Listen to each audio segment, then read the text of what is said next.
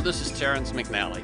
Impeachment number 2 is over. Trump is still off Twitter, vaccines are on the rise, and the Biden administration is committed to relief for American families.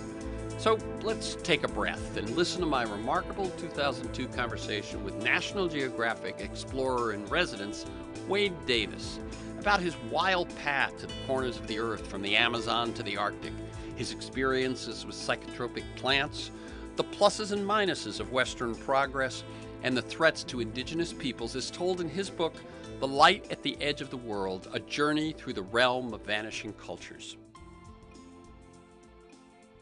You know how kids, well, let's say boys, all want to grow up to be rock stars or professional athletes or president or maybe just drive a really big truck? Well, that's because they probably don't know what the coolest job in the world is. Today's guest has it.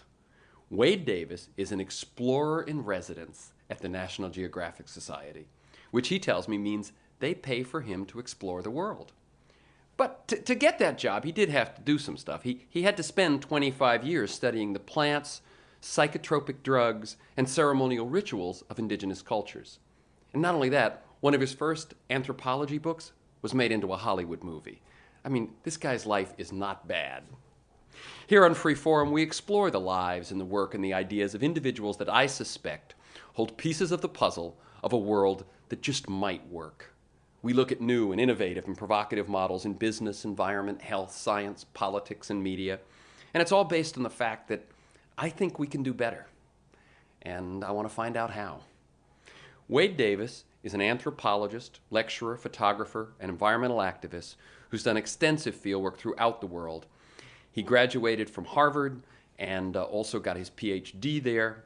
He's the best-selling author of, among other works, The Serpent and the Rainbow, that's the one that was made into a movie, One River, and the new Light at the Edge of the World, A Journey Through the Realm of Vanishing Cultures. He's a member of the Explorers Club and the Royal Geographical Society, which just sounds so around the world in 80 days to me. As well as executive director of the Endangered Peoples Project, and he serves on the boards of several other nonprofits. He was also the host and co-writer of Earth Guide, a 13-part television series on the environment, which aired on the Discovery Channel, and has had a hand in several other award-winning television projects. Welcome, Wade Davis, to KPFK and Freeforum. Hi, Terry. Okay, now my first question, Wade, as it is to all my guests, is about your own personal path to the work that you do today. You can go back as far as you want and take a while, you know, childhood dreams, mentors, models, turning points. And in your case, I noticed that the new book, Light at the Edge of the World, is not about just your most recent travel or, you know, a recent event. It's really kind of a culmination of a worldview you've picked up in years of work. So I'd be really interested in you weaving that whole journey, how you got started into this exploring life and how one thing may have led to another. Well, you know, Terry, I think one of the kind of misconceptions we have in education and in the teaching of our children in particular is this idea that life is linear, you know, that you go from A to B to C to D, and if you don't go through E and F, you'll never get to G and H. And it's completely untrue. I mean, all of us know that a life is actually formed by those serendipitous moments of opportunity where suddenly out of the blue comes a set of choices, and how you respond to those choices really determines the avenue of your life. And in my case, that's really the key to education. What we should be doing is teaching our young people to have the character so that when those moments come along, they can listen to their heart. They will know where, as Joseph Campbell said, of course, to follow their bliss. And if they do so, when they get to be our venerable age of 50 or whatever the heck we are, you look backwards and you see that every choice you made was by definition the right one, and the pattern of your life is whole, complete. And I think that's the key to a life of sanity. Now, in my life, I've been totally driven by those moments of serendipity. You know, I first went to Harvard, for example. I was from a relatively modest middle-class family in British Columbia in the west coast of Canada, and I used to fight forest fires in the summer as a way of making a few bucks. And this was during the height of the Vietnam War, when draft dodgers by the score were flooding into British Columbia, and the only work they could get was in the fire camps because no one asked any questions. And we were these obsequious, obedient Canadian lads, and they were absolutely irreverent, which gave them a charisma hot to the touch. And one of them, by complete chance, had a copy of the Life magazine that had the 1969 Harvard student strike on the cover, of which you were a major figure. Well, not major, but I was in there, and in fact, I think one of my pictures might have been in that magazine. Well, in a kind of raw, atavistic way, I thought, well, this must be the place you go to college to become like these guys. And of course, I applied to the university. I was fortunate to get in, and I discovered it wasn't quite the world that I had imagined, but it was something indeed more wondrous. But again, those serendipitous moments come along. I remember after being at the university for a couple of years studying anthropology, my roommate and I were he was also an anthropologist, a rough-cut kid from Spokane, Washington, and we found ourselves in a little cafe in Harvard Square. And there was a National Geographic map of the world right in front of us, about a foot away from our eyes. And David, my roommate, suddenly looked at this map, looked at me, looked back to the map, looked at me, looked to the map, and I saw his arm lift and he pointed to the Arctic. And then he looked at me. And suddenly I watched my left arm lift and my finger landed in the Amazon. Now, if it happened to hit Italy, I might have been a Renaissance scholar today. But having decided to go to the Amazon, there was only one man to see, the legendary plant explorer, Richard Evans Schultes, who was the director of the Botanical Museum. And in a time of few heroes in the early 1970s, there was this one remarkable mentor who loomed large on the Harvard campus, a kindly professor who shot blowguns in class and kept outside his door a bucket of peyote buttons available as an optional laboratory experiment for his students. He was a curious man. He was a great legend. Mountains were named for him in South America, as were national parks. And Prince Philip had called him the father of ethnobotany. He was the legendary plant explorer who in 1941 had taken a semester's leave of absence from the university and disappeared in the forest of the northwest Amazon, where he remained for 13 years, traveling down unknown rivers, living amongst unknown peoples, all the time enchanted by the mysteries of the tropical rainforest. And of course, it was Schultes who sparked the psychedelic era with his earlier discovery in the late 1930s of the so-called magic mushrooms in Mexico. But he was an odd choice to become a 60s icon because his politics were wildly conservative. He didn't vote for the Republican Party. He professed not to believe in the American Revolution. He always voted for Her Majesty, Queen Elizabeth. In fact, he was such an Anglophile that one of his colleagues once said that the only way for him to go native would be to go to England. And I walked into his office, having decided to go to the Amazon, having committed myself to go to the Amazon, and got as far as saying, "Sir, I'm from British." And that's all it took, that adjective. And I said, "I'm from British Columbia. I've saved up money in a logging camp, and I want to go to South America like you did and collect plants." Now, you might have expected this legendary figure to ask for my credentials or to ask who I was or what my family background was. He simply looked across a mound of specimens and said, "Well, son, when do you want to go?" And 2 weeks later, I was in the Amazon. And the wonderful thing is David went to the Arctic. He's never come back. And I went to the Amazon, and I stayed for 15 months during that first sojourn. But I think this is really the texture of a life and the way that life-affirming and life-determining crossroads are met. And the key thing is to have the character, the desire, so that when those moments come, you respond in a way that is consistent with your own destiny. I probably was propelled also by the fact that for years in my life I only had one word in my vocabulary for new experience, and that was yes. Yeah. Let me say that I always begin the show asking that question about people's personal path, and the statement you're making that it's accidents and it's just chance opportunities that you take advantage of is echoed time and again. And what it tells me is these are men and women who've had significant lives and made significant contributions, and it's not because they had some goal in mind and single-mindedly pursued that. It's something very different. Oh, I mean, in my case, it couldn't be more true what you said. I mean, I never took a biology course in my life, not even in high school, until third year of university when I came back from this long first trip to the Amazon. I mean, I became a writer simply because the backers of my work in Haiti suddenly had a heart attack and died. And so I had to get some money, and I walked off the street to a literary agent in London and said, "I've got a story about zombies. Are you interested?" And before I knew it, I had a book advance, and that became The Serpent and the Rainbow. So I think all of life is made up of these kind of twists and turns, which is something which is quite wondrous about it. Yes. Let me tell people that you're listening to Wade Davis, an explorer in residence at the National Geographic Society, author of several books, including The Serpent and the Rainbow, and his most recent book, Light at the Edge of the World, subtitled A Journey Through the Realm of Vanishing Cultures, features photographs from his years of travels, as well as essays. And there's really a point to this book. It's not just random essays. And your point is? Well, you know, in all the travels that I've done that I write about in this book, whether it's in Haiti or Tibet, the forests of Borneo, or in the ice fields of the high Arctic, I've always been excited by the dance of culture, the wonder of cultural diversity. And the great revelation of anthropology, of course, is the idea that the world into which we are born does not exist in some absolute sense, but is just one model of reality, the consequence of one particular set of adaptive choices that our lineage made, albeit successfully, many generations ago.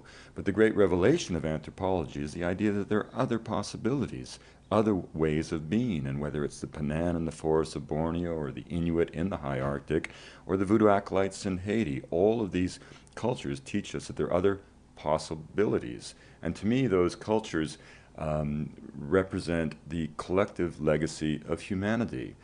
And just as the biological web of life envelops the planet and is vital to the well-being of the planet, so too does this cultural web of life envelop the planet. And as part of our conservation initiative at the National Geographic, we have decided to call this web of life the ethnosphere. And you might define the ethnosphere as the sum total of all thoughts and dreams and myths and ideas and inspirations brought into being by the human imagination since the dawn of consciousness. The ethnosphere is humanity's legacy. It's the promise of the past. It's the legacy of the future, if you will. And the ethnosphere is being severely eroded, even as the biosphere is being eroded, but if anything, at a far greater rate. No biologist, for example, Terry, would dare suggest that half of all species are moribund or on the brink of extinction, because it simply is not true. And yet that, the most apocalyptic scenario in the realm of biological diversity, scarcely approaches what is known to be the most optimistic scenario in the realm of cultural diversity. And the great indicator of that is language loss. When you and I were born, there were 6,000 languages spoken on Earth. Now, a language is not just a body of vocabulary or a set of grammatical rules. A language is a flash of the human spirit. It's a vehicle through which the soul of a culture, each particular culture, comes into the material world. Every language is an entire old-growth forest of the mind, a watershed of thought, an ecosystem of spiritual possibilities. And of those 6,000 languages, as we sit here today, fully half are not being whispered into the ears of babies. They're not being taught to school children, which means that unless something changes, effectively, they're already dead. Every 2 weeks, somewhere on the planet, some elder passes away and carries with him or her into the grave a language. And so what this really means is that we're living through a period in which, quite literally, half of humanity's legacy is being lost in a single generation or two. This is the erosion of the ethnosphere. And what we're trying to do at the National Geographic is to draw people's attention to this by celebrating its wonder, even as we lament its passing, with the hope, of course, that in the end we will do something to stop this inexorable progression. One question that struck me was, what draws you to a particular culture or a particular ritual or a set of plants and so on?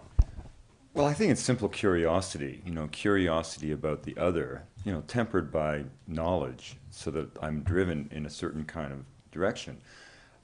I think what began this whole kind of journey was perhaps Baudelaire's, what he said was the 20th century, or the 18th, I think he said 19th century malady, horror of home. I mean, I grew up in a kind of a very circumscribed suburb on the banks of the St. Lawrence River in Montreal, and I would look out at the river at night and sort of imagine the Cour de Bois and the Iroquois, going up and down with the fur trade. And my waking hours were given over to more prosaic pursuits, baseball and football that marked the seasonal round of the English community of that village of Pointe Claire.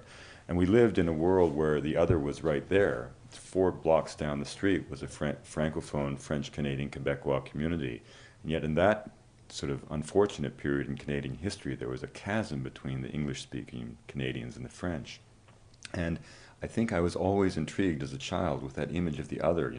What is that taboo of the other, that this bourgeois world is creating for me, and I always wanted to know the other. And as I grew up and was fortunate to travel, I began to really understand this notion of different realities and different ways of being. I mean, I find it inherently interesting to know that Polynesian seafarers can sense the presence of a distant atoll over the horizon of the earth by looking at the reverberation of the waves on the surface of the sea. I find it interesting that the Mazatec farmers in Mexico have a vocabulary based on the wind. By mimicking the intonation of their language, they have something called whistle speech, which allows them to communicate across vast expanses of their mountainous homeland. I find it interesting that jaguar shaman of the Waorani and the other hunters of the Waorani in the forests of Ecuador can smell animal urine at 40 paces and tell you what species of life left it behind. And so all of these cultures, to me, represent wondrous manifestations of the human spirit. And I think the other thing that I was always intrigued by was a dance of culture, the dance of meeting a new people. You never know what to do. I mean, you don't know. It's almost like dancing with a woman for the first time or a partner for the first time. You don't know whether you're going to get the rhythm. You don't know what the outcome is going to be. You don't know how the evening's going to end. But that's the excitement of sort of first contact for an individual, not with the people who have no contact, but for you. And one of the things I learned very early as an anthropologist was that I could not imagine how I was to turn up in some village, perhaps of the Barasana, people of the Anaconda in Colombia, and announce to them that I was there for 6 months, they were going to house and feed me, and I was here to study your private lives. I mean, if someone turned up on our doorsteps with such a audacious plan of action, we'd call the police. So I very early on learned to seek the proper conduit to culture, the right way to break down the inherent barrier that exists by definition between you as an outsider and the people with whom you find yourself living as a guest. If, for example, I did want to be with the Barasana, a people of the rainforest of the northwest Amazon, a people who cognitively do not distinguish the color blue from the color green because the canopy of the forest is equated to the canopy of the heavens, then obviously the means of access was a botanical realm. So I became a plant explorer and a botanist in good measure because it was the best way for me to understand, as an anthropologist, the lifeways of those people. But if by contrast I wanted to study the mythology of Inuit people in the high Arctic, a people for whom blood on ice is not a sign of death, but an affirmation of life, the obvious entry point was to become a hunter, because the myths are nothing more or less an expression of a covenant that exists between predator and a prey, and a way of the Inuit people rationalizing the terrible fact that to live they have to kill the thing they love most, the animals upon which they depend. So one of the parts of ethnographic research that I've always really enjoyed is how do you break down that barrier? And it's never bravado. It's more often empathy. A willingness to sleep beside people on the stony ground, to eat what they eat, to live how they live, and to share something of yourself. Okay, when you went to the Amazon, because that's the thing you happened to point at in that cafe, and Schultes happened to be at Harvard, and you saw that plants were the language, the entry point that would allow you access to that culture, you embarked on a study of many psychotropic plants. What have you learned about the place of psychotropic plants in those cultures, other than our own and previous to our own, and what does that say about our sort of fractured attitude towards those same substances or those same experiences? Well, I think the key thing is the reason we have such a confused attitude toward some of these curious psychoactive plants, and is simply because we don't have the cultural context for understanding them. I mean, after all, these are plants that first came into our society a mere generation ago or 2 generations ago, and so that's not a deep enough time frame for us to really come to terms with them. It's not part of our tradition. I'm not saying that it shouldn't be or couldn't be, but it hasn't been. And I think what I discovered most about the use of these substances, and it's important to say that the reason indigenous people use psychoactive plants is to reach the spirit realm. And that desire to reach the spirit realm is a ubiquitous human trait. And the key point, of course, is that various cultures and various places in the world have various avenues to that place of the gods. And it's one of the most interesting things about ethnobotany is that of the 120 hallucinogenic plants that have been identified, close to 90% are from the Americas or from parts of Siberia. And this reflects the fact that the use of these plants is firmly rooted in culture. I remember the Haitians used to say to me, you white people go to church and speak about God, the Indians eat their plants and speak to God, we dance in the temple and become God. And of course this reflects the idea that in the African tradition, with few noted exceptions, psychoactive plants are not employed. But their route to the gods is spirit possession, the idea that you can invoke through ritual the spirits from beneath the great water who will momentarily displace the soul of the living so that for that brief shining moment the individual actually becomes the god.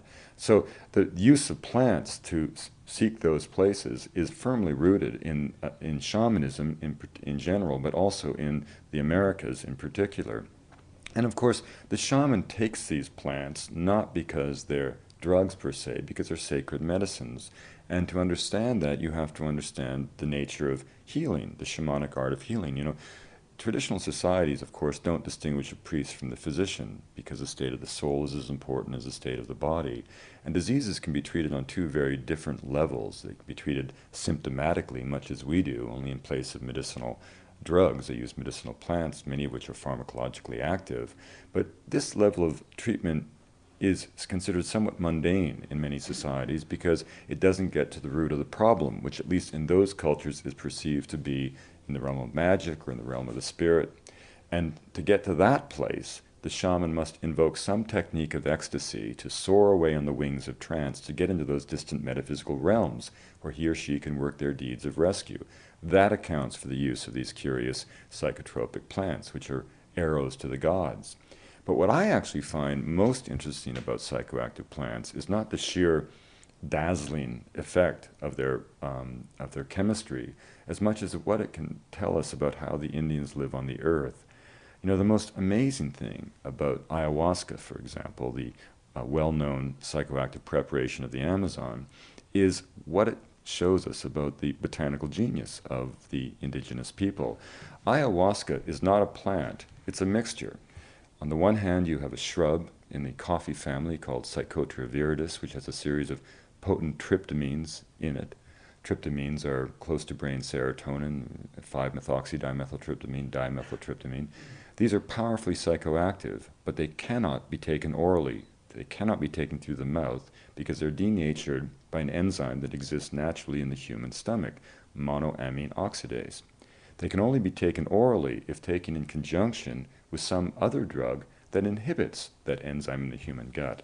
Now it turns out that the second major ingredient of this shamanic preparation is a nondescript liana, botanically known as Banisteriopsis capi, which has a series of beta-carbolines in it, harmine and harmaline and other constituents, which are MAO inhibitors, in other words, inhibitors of the enzyme of the precise sort necessary to potentiate the tryptamines in the shrub. Now, you have to ask a question. In a flora of 80,000 species, how did these Indian people learn to combine these two morphologically dissimilar plants, these botanically unrelated plants, in this powerful and curious way, such that you created a kind of a synergistic effect, the whole being greater than the sum of the parts. Now that really indicates the relationship to landscape in a sense, because if you ask the Indian, if you ask a modern scientist, they'll say, it was trial and error. Well, run the statistical probabilities on that one to see how specious an argument it is. But if you ask the Indians, they'll say, well, don't you know anything? The plants tell us.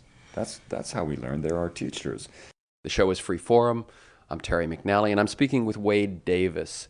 He's an explorer in residence at the National Geographic Society, author of several books, including The Serpent and the Rainbow, and his latest, Light at the Edge of the World, A Journey Through the Realm of Vanishing Cultures, is in stores now And it is a combination of wonderful, striking, beautiful photographs that he's taken over the years and essays. And he weaves the photographs and the essays together to make the case that we are losing cultures. We are losing parts of what he and the National Geographic are terming our ethnosphere at an alarming rate, and that's a real loss to humanity on a whole and to you and I at the same time. Let me ask you again, I want you to, with your anthropologist viewpoint, what does the U.S., let's focus it just on this culture which we are immersed in, the U.S. war on drugs, the U.S. approach to those experiences found through plants, let's say at best, what does that say about our culture to you? Well, I think every culture is capable of immense acts of folly. And Barbara Tuchman, the historian, once in a wonderful book defined folly as when a nation, though fully in possession of the facts, nevertheless persists in acting against its own self-interest. And the war of drugs will be seen 100 years from now as the greatest folly probably of the century, at least from the American perspective. I mean, just thinking in terms of 9/11, we were spending $20 billion a year on the war on drugs, and clearly we were fighting the wrong war.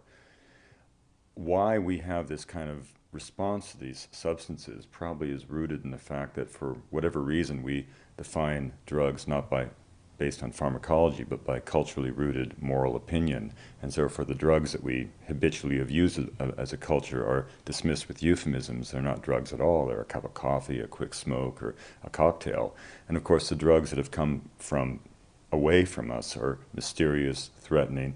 And I think to some extent, these psychoactive substances are profoundly subversive. I mean, they do have played an amazing role in culture change. I've always found it curious that in the revisionism of the last 30 years, when we think about the immense social changes that we've seen in our lifetime, attitudes, changes in civil rights, attitudes towards homosexuality, attitudes towards women, and most profoundly attitudes towards the environment, the one clear ingredient in the recipe of social change, which has been expunged from the record by our own generation, is the fact that literally millions of us lay prostrate before the gates of awe under the influence of one of these undeniably powerful and suggestive and influential and fundamentally benign substances.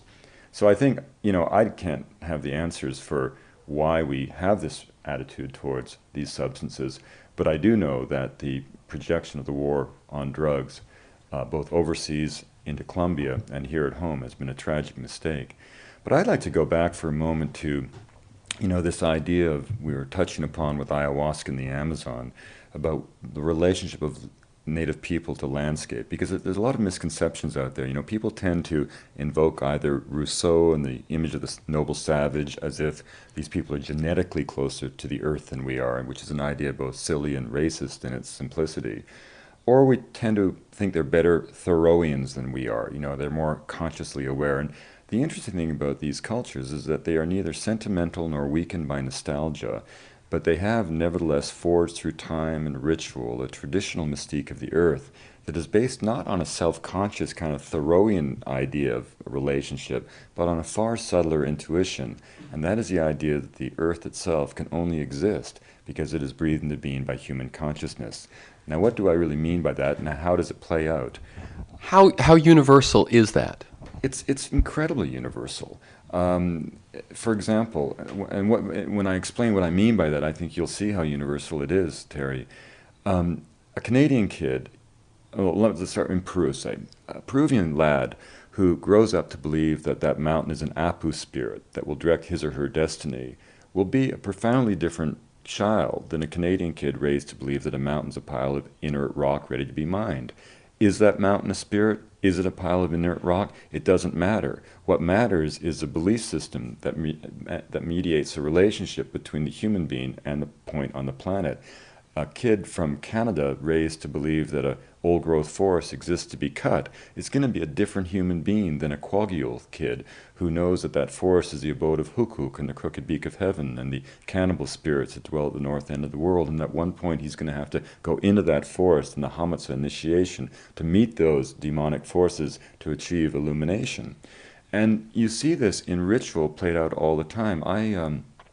Earlier in this year, in February, I participated in this fantastic event in Peru called the Movimiento in a village called Chinchero, close to the imperial capital of Cusco. A stunningly beautiful mountainous landscape. It was the site of the summer palace of the second of the great Inca rulers, Topa Inca Yupanqui, and obviously they had their choice of real estate. And what happens here is that once each year, the fastest young boy from each hamlet dresses up head to toe as a woman and becomes transformed into a kind of transvestite figure called the Wailaka. And carrying the banners of the community, white flags, he leads all able-bodied men on an arduous marathon. It begins at 11,500 feet. You race down about 2,000 feet to the base, a full run, to the base of the sacred mountain of Antioquia. You storm up the mountain 3,000 feet to the summit ridge. You drop down the other side 3,000 or 4,000 feet, and again back up another 4,000 feet or so. And you do this for 25 kilometers around the perimeter of the community lands, a perimeter that is marked by mounds of earth called itos or mojones, where the group stops momentarily. The Wailakas dance, prayers are uttered, coca is given to the earth, and the community moves on. And by the end of the day, it is so physically exhausting that the participants, in a certain sense, coalesce as a group. It's almost as if they emerge from the mountains less as human beings than as spirit beings who have, through effort, through sacrifice, brought together a sense of the collective, a sense of the community, and reaffirmed their sense of belonging on the planet. And this is an incredibly powerful idea to see how ritual plays out in these ways. We were talking about psychoactive plants. The same thing happens in the famous cult of the cactus of the four winds, which is based on the ingestion of Trichocereus pachinoa, this columnar cactus which we know has been used in medicinal ritual in the Andes and the coast of Peru for at least 4,000 years. Here, the patients arrive at a small Andean village of Huancabamba. There's a nocturnal ceremony which involves the drinking at midnight of a decoction of this cactus. During the ensuing intoxication, the curandero, or the maestro, the shaman, diagnoses a particular ailment. But the most interesting part of it occurs the next day, when the participants have to embark on a long pilgrimage high up into the mountains to a series of holy lakes, around the periphery of which grow the medicinal herbs that are alone believed to be efficacious. But here's the metaphor. To heal the body, you must seek spiritual realignment, but you also have to move through sacred geography in order to embrace the earth, to get to those sacred lakes where you can have this moment of baptismal ceremony from which you can metamorphose into a new being, and only then will the medicinal herbs help you. Take another wonderful example that few people understand, which is Dreamtime, the Aboriginal Australians. You know, Dreamtime is really a misnomer because it was the closest that the Europeans could come to understanding the Aboriginal mind. The Aboriginal mind is based on, not the mind, but the belief system is based on the idea that there are actually two parallel universes at all times. There is the world of the phenomenological things that are around us. A rock's a rock, a tree's a tree. But at the same time, that world is constantly being dreamed into being, is being brought into being by the imagination. So when you walk the song lines, you are walking the trajectories, the itineraries that were laid out at the dawn of time by the ancestors when they sang the world into being. But as you walk them, you're also singing them into being. So a rock is a rock, but it is also still constantly in the process of being created as a rock. And this helps explain why in Australia, the cult of progress, the notion of objectively and carefully and deliberately changing the world around you, never came into being for over 60,000 years of recognizable human history. Because how can you have an idea of improving on something that doesn't exist yet? That doesn't exist unless it's being sung into being. Because it's constantly in a process of creation. This is Terrence McNally. You're listening to my 2002 conversation with National Geographic Explorer-in-Residence Wade Davis about his experiences with psychotropic plants, the pluses and minuses of Western progress, and the threats to indigenous peoples as told in his book, The Light at the Edge of the World, A Journey Through the Realm of Vanishing Cultures.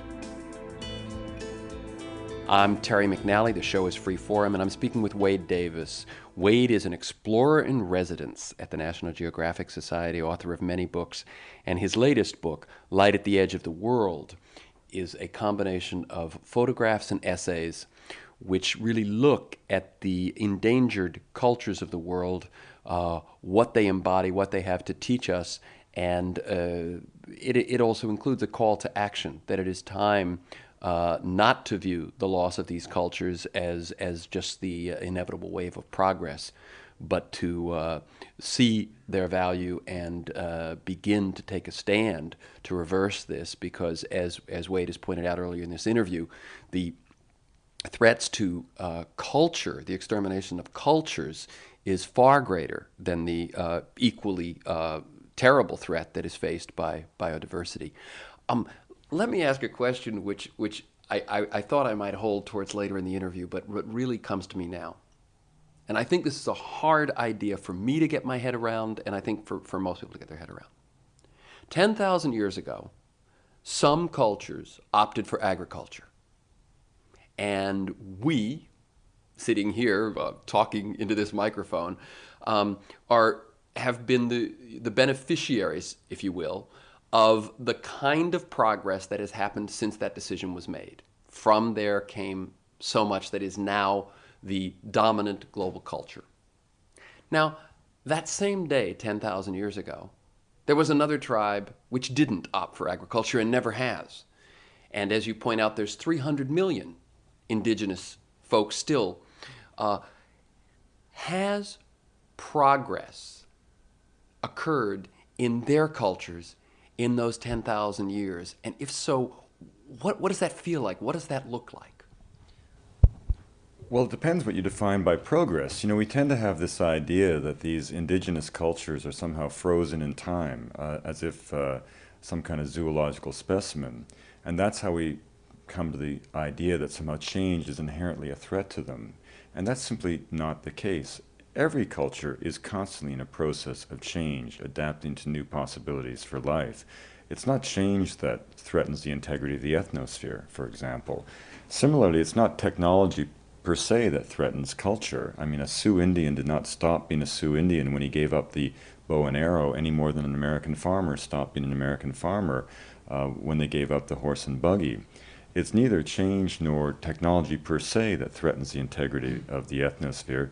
It's power, the crude face of domination. And, you know, in every single instance of these cultures that I speak about in the book, Light at the Edge of the World, these are societies that were not archaic, as if destined to fade away as if by some natural law. In every case, these were living, dynamic, vibrant societies that are being driven out of existence by identifiable external forces that are more powerful and beyond their capacity to adapt to. For example, you know, in the forests of Borneo, the Panan are losing their homeland because of egregious deforestation. In the fertile soil of the Ogoni at the mouth of the Niger River in Africa, it's the effluent of the petroleum industry which is compromising the way of life of the people. In the homeland of the Yanomami in the upper Orinoco, it's diseases that have come in the wake of the gold miners who have rushed into their territory in recent years, and diseases that have so devastated the people. And this is both an optimistic and a pessimistic notion, because if people are the agents of cultural destruction, it means we can also be the facilitators of cultural survival. And I think it's important to stress that in all of this discussion, I am not dumping on any culture, including our own. I'm not interested in flogging my own worldview. I think my own worldview is wonderful. I just don't have the hubris to believe that it's a paragon of human potential. You know, one of the things that, and of course, all cultures are ethnocentric, fiercely loyal to their own interpretation of reality. So we're not unusual. I mean, to the contrary, many societies around the world that if you translate their name for themselves, it means the people, meaning that everybody else essentially is a barbarian. And indeed, the word barbarian derives from the Greek barbarous, which the Greeks used, which meant to babble, meaning anyone who didn't speak Greek was a babbler. You know, they might as well have been deaf and mute. They did not exist. But of course, in the new world world of communication, we can no longer afford this isolation.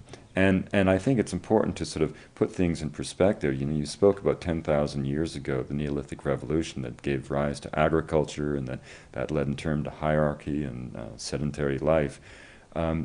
It's interesting. I mean, the human species has been around for about 1,000,000 years in an identifiable modern form. 10,000 years ago, as you suggested, we started agriculture. 200 years ago, arguably 300 years ago, the industrial Western paradigm was born. Now that shallow history, however wondrous it's been and how many terrific products it's given the humanity in general, that shallow history is not deep enough to suggest to me that this one way of being, this one modality, will have all the answers for all the challenges that we will face as a species over the next several hundred and indeed the next several thousand years. Why there is strength in diversity is because all of these diverse cultures around the world not only represent different possibilities of the human spirit, they represent different responses to challenges that confront human beings, and collectively they become part of our overall repertoire for dealing with the challenges that we will confront as a species. It's useful to sort of, again, without flogging our worldview, just imagine that if you're an anthropologist who arrived here from Mars, for example, and you looked around the world, you'd see many wondrous things. And if you took the measure of success to be technological wizardry, our worldview would come up certainly close to the top, if not predominant. But if that same anthropologist would say, I don't quite understand this. Let's take just one look at the United States for a second. Here's a culture that says that they revere marriage, and yet half their marriages end in divorce. They say that they revere their elders, but only 6% of them are prepared to have grandparents living in their homes with their children. They say that they love those children, but they embrace an obscene slogan like 24/7, implying as it does a total abdication of familial responsibilities and total dedication to workplace. Though it may explain why the average American father spends minutes a day with his child, if that. And then when you look at our propensity, which is just demonstrable, to compromise with our industrial processes, the very biological foundations of the planet, you would have to conclude that yes, we're many wondrous things, but the paragon of humanity's potential, we clearly are not. We are one possibility, but there are other possibilities. I love living with nomads. There's this kind of myth that nomads wander and that farmers stay put. If you actually think about it in a deep sense, most nomads stay relatively where they are forever and live in a sustainable way from a discrete habitat through which they move constantly. Farmers, by contrast, represent an agricultural frontier that moves inexorably across the wild world, carving up that wild world, digesting that wild world, and constantly moving forward. It's the frontier that has swept across the Great Basin, that swept across the prairies, that have swept through the forest. This was an agricultural, not a nomadic frontier. And if you go to nomadic society, it's always fascinating, whether it's the Inuit in the high Arctic or whether it's the Penan, for example, in the forests of Borneo, you always notice certain clear, distinct traits. For example, if you're in a world where everything has to be carried on your back, there's clearly no incentive to accumulate material possessions, and especially in a world of no specialization where everybody knows how to make everything. So what then is the wealth of that society? What is the currency of that society? Well, the currency of that society is actually the strength of the relationships amongst people, and that's not a trivial idea. In these societies, it's essential, because if, say, there's a group of 3 of us, 3 men and 5 women, say, and a bunch of children. Now, if you and I, Terry, don't get along and we split, that means instantly that each of our groups that go with us will have a 50% less chance of securing food. So in nomadic societies, there is a huge social pressure to maintain the solidarity of the group.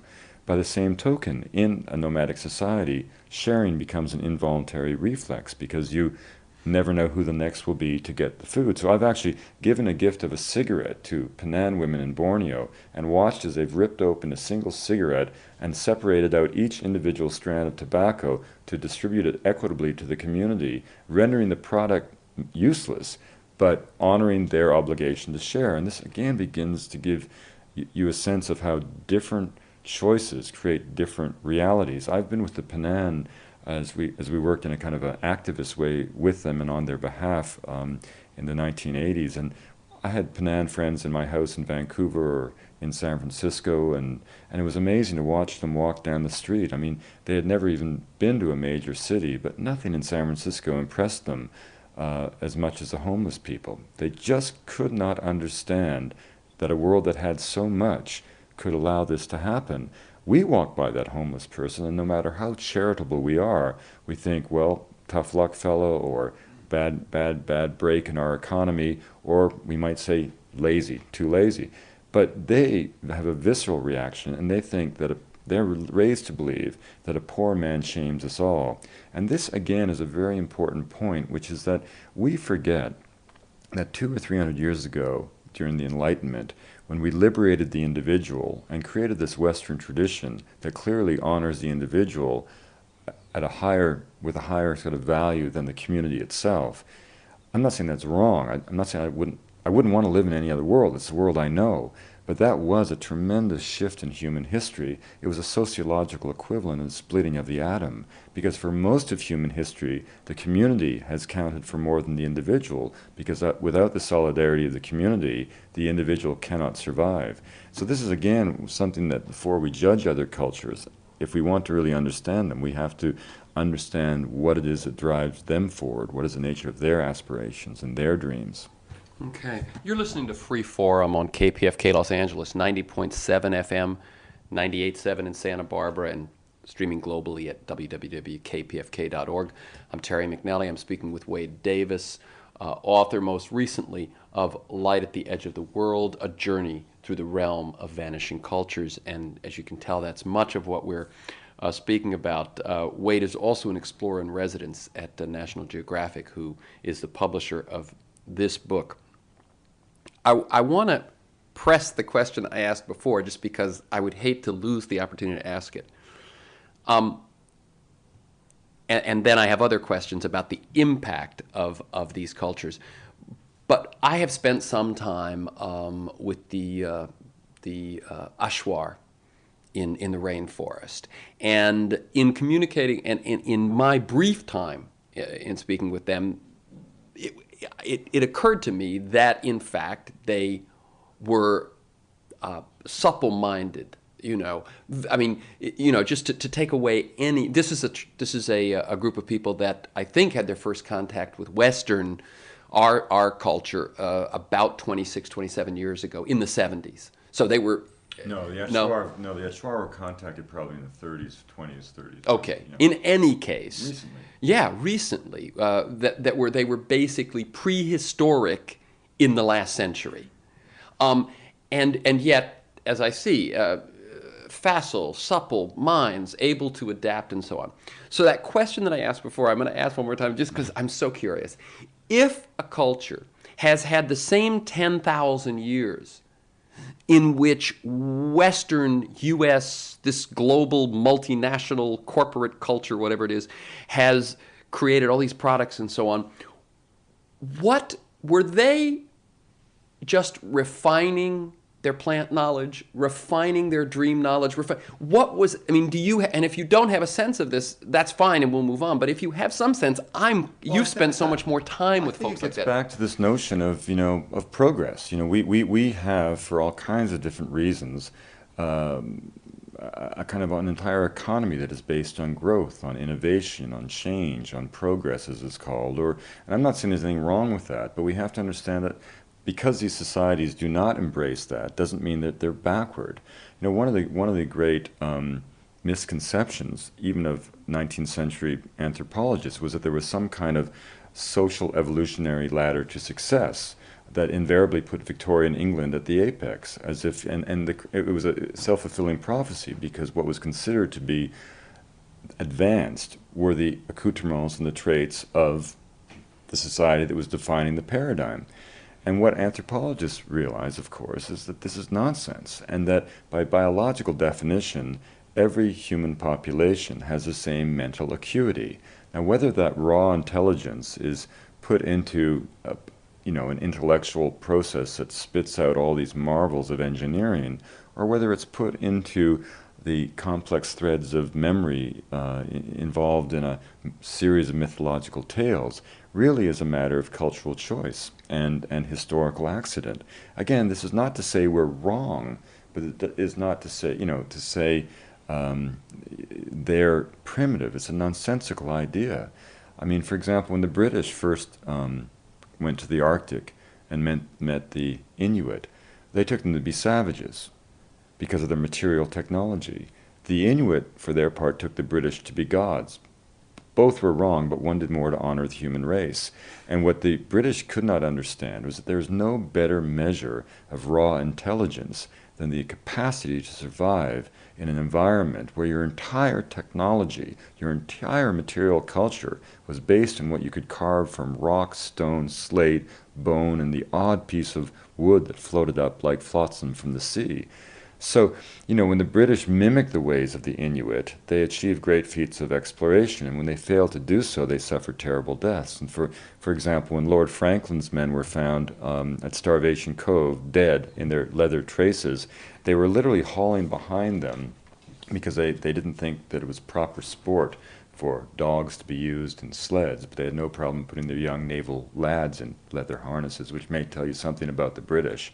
But they were hauling behind them an oak sled that weighed 900 pounds, made of oak and iron, in Manchester. On that was a dory from their ship, which weighed 500 pounds, again made in Manchester or some seaport in England. And inside that dory were all the accoutrements of a naval officer's dinner service, including a copy of the novel The Vicar of Wakefield. And somehow they expected to drag this across the Arctic into the forests of northern Canada, hoping that they might bump into a Hudson Bay post and achieve salvation. Of course, they suffered a terrible death, but the Inuit moved lightly upon the land. They didn't fear the cold, they took advantage of it. The runners of their sled were made of fish, 3 Arctic char laid in a row and wrapped in the hide of a caribou skin, of a caribou that was greased with the stomach content. You want to talk about progress and intelligence, and you have to also consider adaptability and survival and the amazing feats of the Inuit. I mean, I recorded the most amazing tale, which I later verified in the ethnographic literature, when I was narwhal hunting in the tip of Baffin Island. During the 1950s, in an attempt to establish Canadian sovereignty to an archipelago that could easily have gone back to the Norwegians or the Danes or even to the Americans or even the British for that matter, the Canadians forced the Inuit into settlements. And this one man I met at a place called Arctic Bay told the story of his grandfather, who had categorically refused to go into the settlements. The family, fearful for his life, took away all of his implements, all of his weapons, all of his tools, thinking that that would oblige him to settle down. It didn't. In the middle of an Arctic night, with a blizzard blowing, he stepped outside of the igloo and pulled down his trousers and defecated into his hand. As the human waste froze, he shaped it into the form of a blade. As the knife made out of feces solidified, he sprayed saliva along its edge to give it a sharp edge, and as the shit knife took final form, he used it to kill a dog. He skinned the dog with it, took the skin of the dog and made a harness, took the rib cage and improvised a sled, harnessed up an adjacent dog, and shit knife in belt disappeared over the ice floes. Now you talk about getting by with nothing, but talk about raw intelligence brought into being by adaptation. So the fact that the Inuit never had a cult of progress because they simply lived lightly upon the land and lived from the land and had no sense of wanting to improve upon the land, the fact that it just lived is no sign of anything except perhaps a better way of being. I mean, this is the whole point. If you took the measure of success to be technological wizardry, that's one thing. But if the measure of success was stewardship, the capacity to live in a truly sustainable way, our Western paradigm would clearly fail. Question I want to ask is, if to 90 or 95% of the people, certainly people within the sound of our voices and so on, may never visit these indigenous people, may never have actual contact with them, what is the impact, since they seem so marginalized, what is the impact that we lose in real terms if they disappear?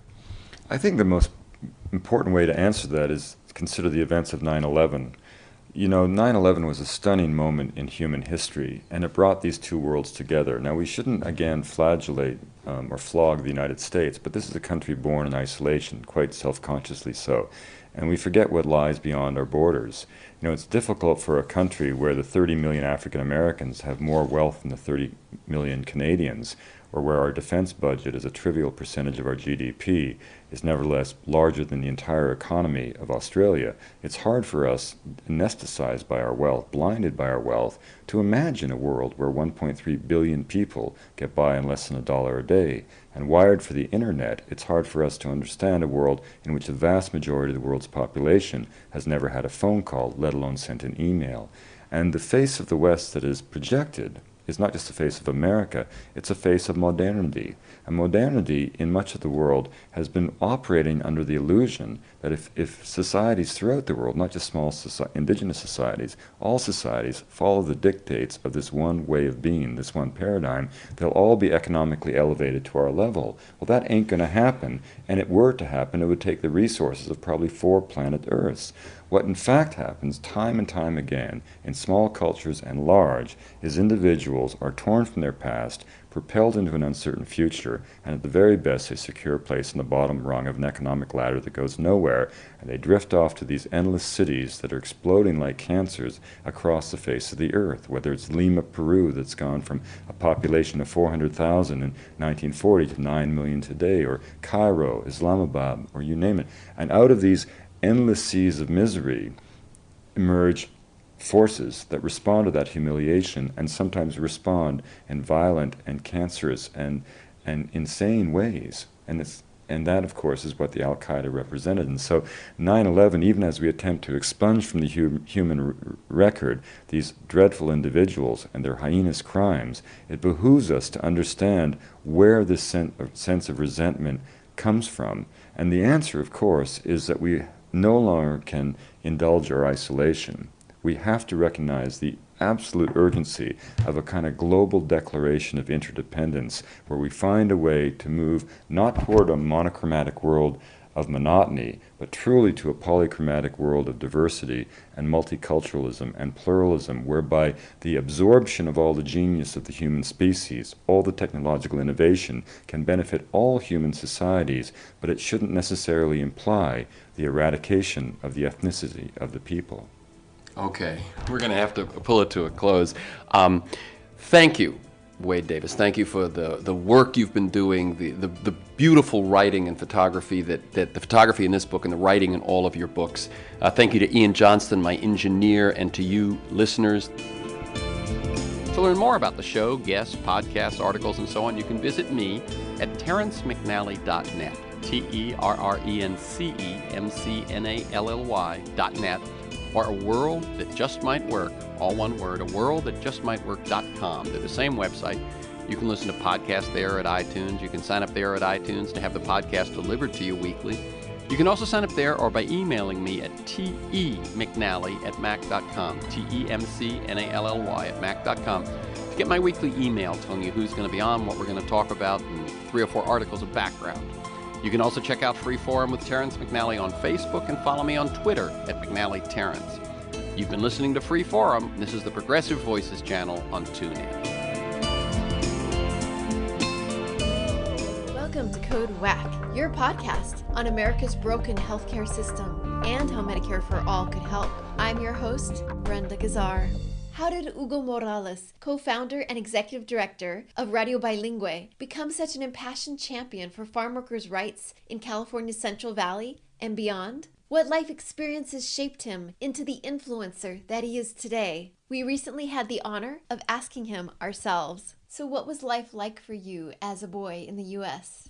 We settled in a farm labor camp with my father. And so we grew up with no health insurance, no minimum wage, no sanitation regulations or enforcement, no inspection of the sanitary facilities there. At the same time, during the summer was prune season. There was a 100-acre prune farm. That's when the migrants would come and help pick the crops. And got to see, literally the hundreds of cars of migrants come through and, with no job, literally with cars full of children. And the children, of course, would work.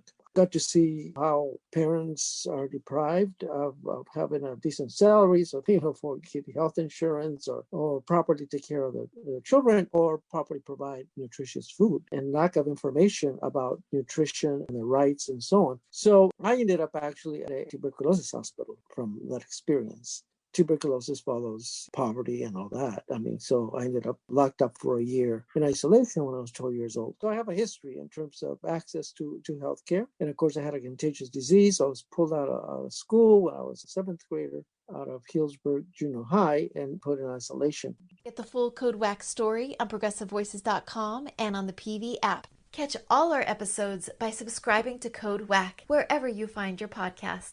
This podcast is powered by Heal California, a nonprofit that uplifts the voices of those fighting for healthcare reform around the country. Until next time, stay healthy.